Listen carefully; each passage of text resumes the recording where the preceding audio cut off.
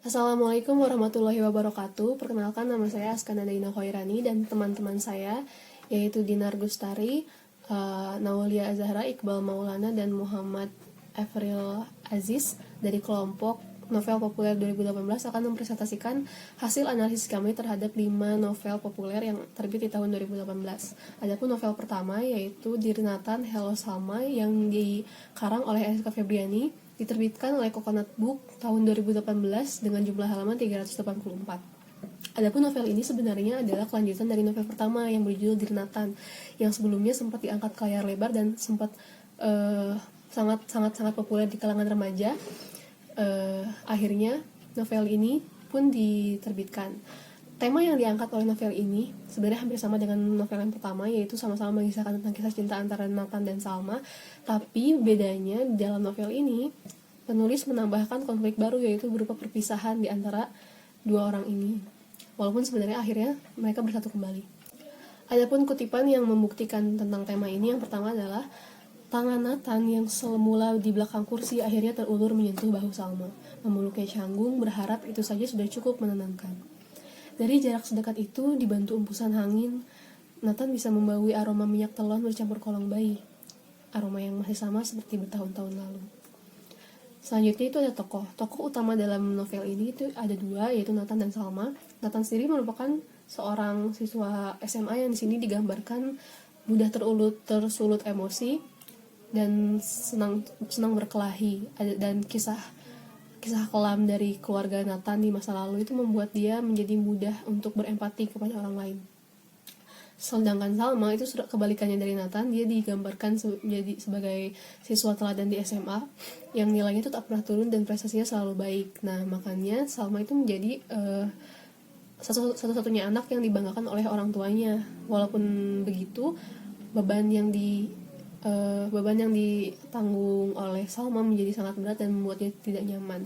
Salah satu contoh kutipan tokoh Nathan itu pertama, Nathan langsung kalap. Tanpa repot-repot menunggu Dimas menyelesaikan perkataannya, dia memukul rahang cowok itu sampai terjerambak ke lantai. Adapun kutipan yang membuktikan penokohan Salma yaitu adalah Nathan mengajak Salma jalan-jalan, tapi gadis itu menolaknya mentah-mentah karena jadwalnya hari ini adalah belajar. Dia tidak mau membohongi ibunya lagi, bilang sedang cari buku padahal pergi makan ketoprak berdua bersama Nathan. Nah, dari kutipan ini kita bisa mengetahui kalau Nathan itu orangnya sangat patuh kepada orang tuanya dan memprioritaskan belajar di atas segalanya. Unsur kedua yaitu unsur selanjutnya itu latar. Adapun latar tempat yang digunakan di dalam novel ini itu kebanyakan berada di sekolah karena tokohnya pun adalah siswa sekolah SMA. Jadi ada kantin, ada kafe, ada Lampung. Salah satu contohnya itu kantin belakang sekolah adalah salah satu tempat yang tidak pernah sepi di SMA Garuda. Nah, di sini ada penggunaan kata kantin dan SMA Garuda. Adapun latar waktu selanjutnya, latar waktu yang digunakan dalam novel ini ada di setiap chapter. Jadi setiap chapter penulis membubuhkan keterangan waktu berupa tahun dan juga bulannya. Seperti salah satu contohnya Desember 2014. Namun, selain itu, ada juga contoh lain. Misalnya, sejak pagi hari, seluruh murid kelas 12 SMA Taruna sudah berkumpul di lapangan dengan was-was, khawatir, takut, semua bercampur menjadi satu. Nah, di sini, sejak pagi hari adalah salah satu contoh latar waktu yang digunakan oleh pengarang. Selanjutnya ada alur. Alur yang digunakan oleh pengarang yaitu berupa alur maju atau progresif. Terlihat dari urutan waktu dan cerita yang dimulai dengan perkelahian Nathan yang berujung pindahnya Nathan dari SMA Garuda. Jadi ada progresnya gitu. Kemudian dari pindahnya Nathan berlanjut ke putusnya hubungan antara Nathan dan Salma, pertemuan Nathan dan Salma setelah sekian lama, dan kisah cinta antara Nathan dan Salma yang kemudian berlanjut. Salah satu contoh kutipannya yaitu Dimas terkapar berlumur darah. Robi mengumpulkan tenaga untuk mencengkram lengan Nathan, bahkan sampai menggigit lengan Nathan kuat-kuat sampai temannya itu berteriak kesakitan, dan akhirnya berhasil ditarik menjauh dari Dimas. Nah, dari sini salah satu bukti kalau di bagian Nathan yang berkelahi sehingga menyebabkan Nathan dipindahkan dari sekolah. Kemudian ada sudut pandang. Sudut pandang yang digunakan dari novel ini adalah sudut pandang orang ketiga yang serba tahu. Hal ini terlihat dari penggunaan kata dia. Salah satu contoh kutipannya, dia ingin bangkit Tapi Nathan menahan pergelangan tangannya, memaksanya duduk lagi. Nah, penggunaan kata dia dalam kutipan ini menunjukkan kalau novel ini menggunakan sudut pandang orang ketiga yang serba tahu, sehingga penulis bisa bebas untuk memasuki segala macam cerita yang ada di dalam setiap tokohnya. Bahasa yang digunakan adalah bahasa sehari-hari yang tentunya sangat mudah untuk dipahami oleh pembaca dari berbagai kalangan. Akan tetapi, ada beberapa bagian di dalam novel ini di mana tokoh utama menggunakan majas-majas dalam gombalannya. Nah, seperti kita ketahui, Dear Nathan ini terkenal dengan gombalan-gombalannya yang membuat pemuda-pemuda di luar sana menjadi jatuh cinta dengan novel ini. Nah, di dalam gombalan-gombalan itu, penulis menggunakan berbagai macam majas untuk memperindah kata-katanya. Salah satu contoh penggunaan bahasa yang ada di dalam novel, pertama itu Salma kembali mendengar alunan pantai seolah-olah sedang berinteraksi dengan alam.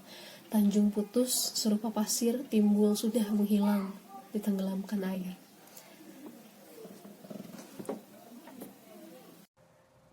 Nama saya Dinar Gustari Putri. Saya akan membahas unsur intrinsik novel yang kedua, yaitu yang berjudul Pergi, yang ditulis oleh Terelie, penerbit Republika, jumlah halaman 455, dan novel ini terbit pada tahun 2018.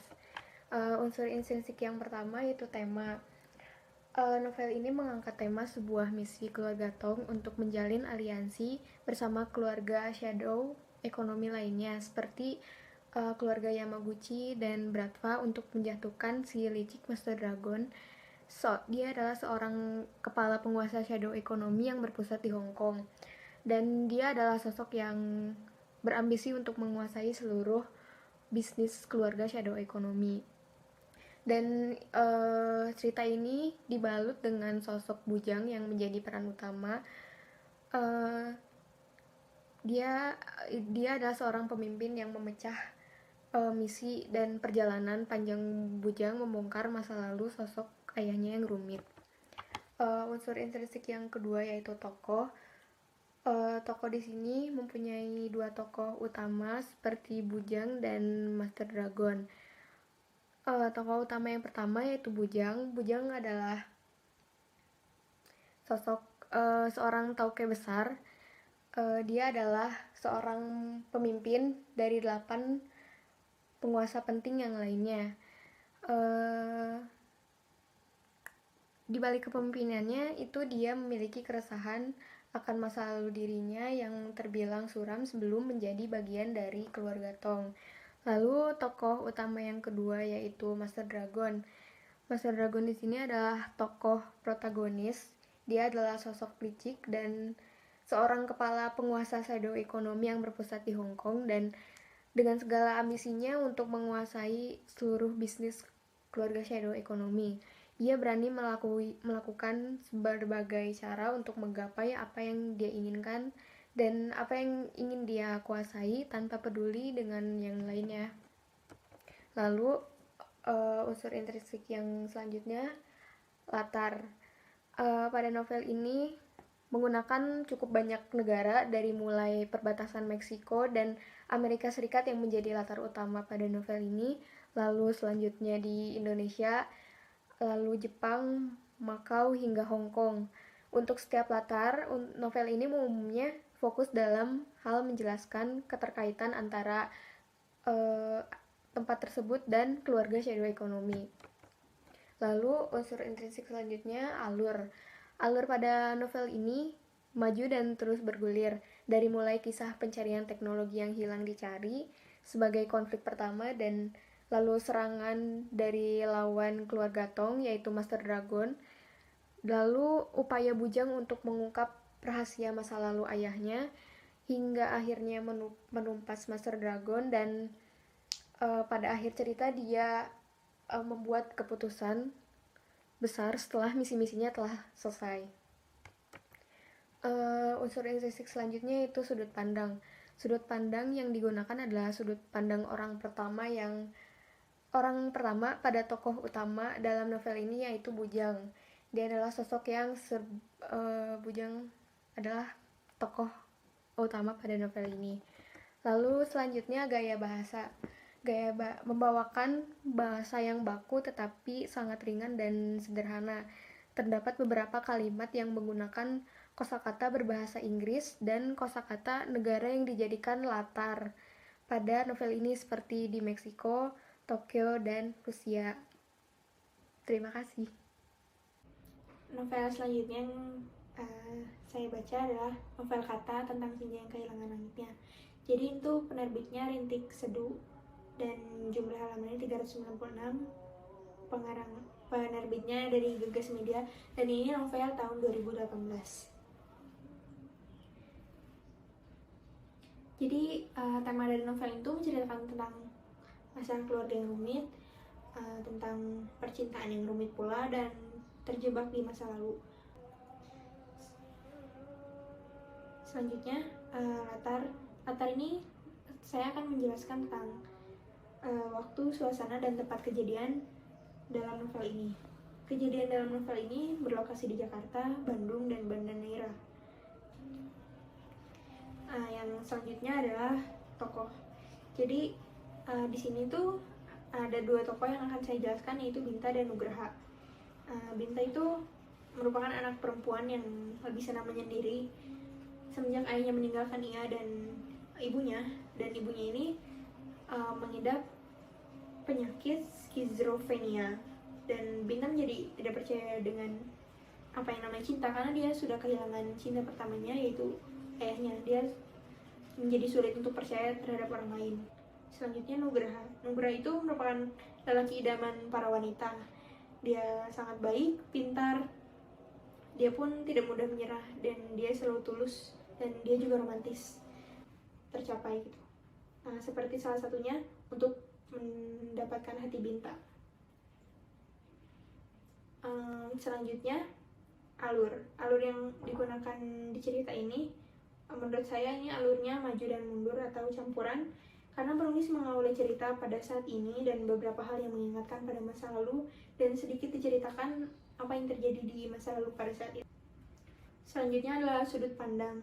Sudut pandang yang digunakan adalah sudut pandang orang ketiga, karena penulis menggunakan kata ganti orang ketiga seperti dia, ia, atau 6 orang yang dijadikan titik berat cerita. Bahasa yang digunakan dalam novel ini adalah bahasa sehari-hari yang mudah dipahami pembaca, dan terdapat beberapa majas seperti metonimia, retorik, personifikasi, sinestesia, dan hiperbola. Namun saya hanya mengambil salah satu contoh hiperbola, yaitu yang artinya mengungkapkan sesuatu dengan kesan berlebihan, bahkan hampir tidak masuk akal.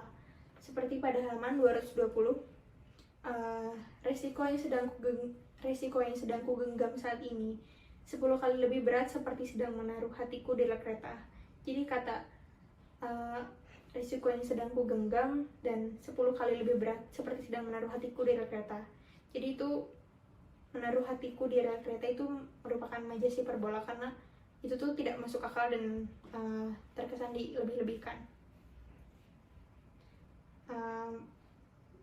Cukup segitu untuk novel dari Kata. Saya Iqbal Maulana. Di sini saya akan menjelaskan mengenai unsur intrinsik yang terdapat dalam novel Tirsa Besari, yaitu Arah Langkah. Nah, yang pertama adalah tema.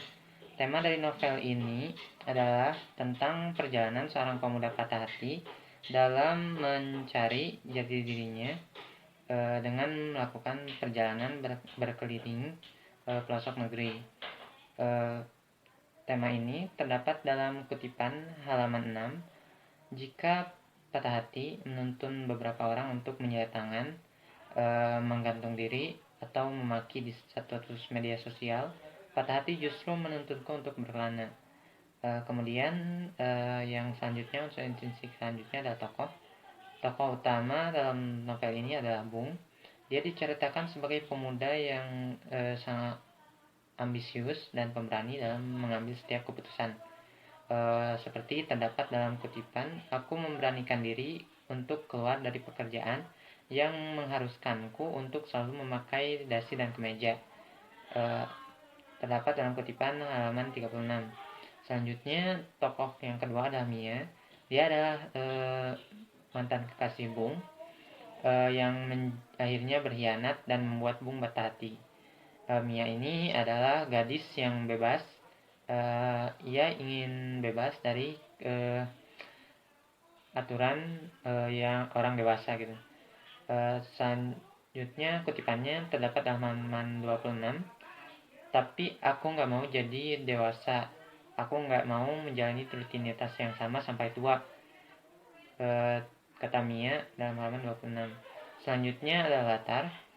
Ada banyak latar yang terdapat dalam novel ini, yaitu tempat-tempat yang dikunjungi oleh Bung dan kawan-kawannya dalam perjalanannya, seperti Kota Padang, Medan, dan lain-lain.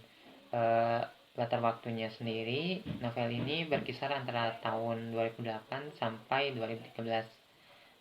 Selanjutnya kutipan yang menunjukkan latar adalah terdapat halaman 14. Warung-warung memadati kedua sisi jalan masuk Pelabuhan Merak. Kemudian alur novel ini menurut saya adalah alur campuran atau flashback, karena terdapat bagian-bagian yang menceritakan mengenai masa lalu Bung. Seperti dalam kutipan halaman 8, beberapa bulan yang lalu, setelah aku dan Prem sepakat untuk bertualang bersama, ia mengusulkan untuk mencari satu orang lagi untuk ikut dalam pengembaraan kami. Selanjutnya adalah sudut pandang. Sudut pandang yang digunakan pengarang dalam menulis novel ini adalah sudut pandang orang pertama, yang mana penulis menggunakan kata ganti aku, seolah-olah dia sendiri yang mengalami peristiwa dalam cerita ini. Seperti dalam kutipan halaman 11, aku melirik jam tangan. Selanjutnya adalah bahasa. Bahasa yang digunakan dalam novel ini adalah bahasa sehari-hari sehingga mudah dimengerti oleh para pembaca. Selain itu, terdapat kalimat-kalimat yang menggunakan bahasa daerah dan disertai dengan terjemahan. Kutipan yang menunjukkan gaya bahasa terdapat dalam halaman 4. Seperti sebelum menutup pintu, kulihat baik-baik koleksi DVD berserakan di depan televisi, buku-buku yang menumpuk di atas meja belajar, serta peta Indonesia yang terpampang di langit-langit, beserta untayan kenangan yang ada di segala benda di kamar ini. Mungkin itu saja dari novel Alangkah. Sekian dan terima kasih.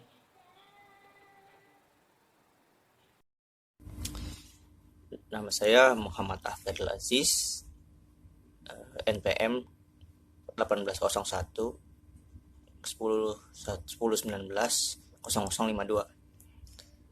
Saya akan membahas novel populer yang kelima yang berjudul Egosentris, yaitu pengarangnya Syahid Muhammad, penerbitnya Gradient Media Tama, tahun terbit 2018, dan jumlah halamannya 371.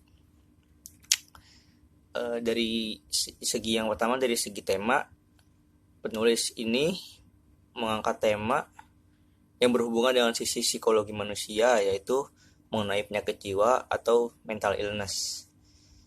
Jadi dalam cerita ini diceritakan salah satu tokohnya yang mengidap semacam mental illness atau penyakit jiwa.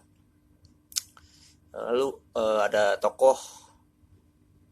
dua tokoh yang saya ambil, yaitu adalah Saka sebagai tokoh utama prianya dan Fana sebagai tokoh utama wanitanya.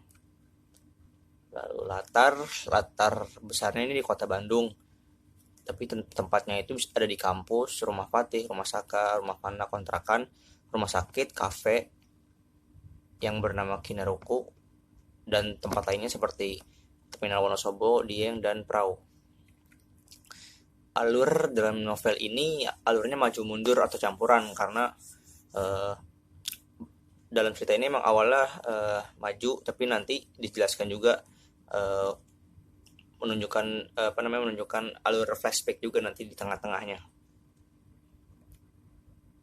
Sudut pandang menggunakan sudut pandang orang ketiga serba tahu. Dan terakhir bahasanya memakai bahasa sehari-hari yang baku tapi masih mudah dicerna. Dan di sini juga terdapat kata-kata umpatan yang ada dalam pergaulan sehari-hari, juga bahasa daerah yaitu bahasa Sunda. Sekian, terima kasih. Jadi kesimpulan yang dapat kami simpulkan adalah berdasarkan 5 novel populer yang telah kami baca, kami dapat menyimpulkan beberapa hal terkait karakteristik novel populer tahun 2018. Novel populer atau karya sastra populer yang terbit pada 2018 ini memiliki beberapa karakteristik seperti yang pertama, ceritanya yang dekat dengan kehidupan sehari-hari. Lalu yang kedua, bahasanya mudah dipahami. Ketiga, tema atau topik yang diangkat terbilang cukup ringan sehingga mudah dipahami oleh pembaca dari berbagai kalangan. Dan yang keempat, amanatnya dapat diimplementasikan dalam kehidupan sehari-hari. Karya sastra di tahun ini tidak terlalu berorientasi kepada estetika sastra, melainkan lebih menitik beratkan pada apa yang bisa diterima oleh target pembaca atau target pasar. Sekian presentasi dari kelompok kami. Kurang lebihnya mohon dimaafkan. Terima kasih.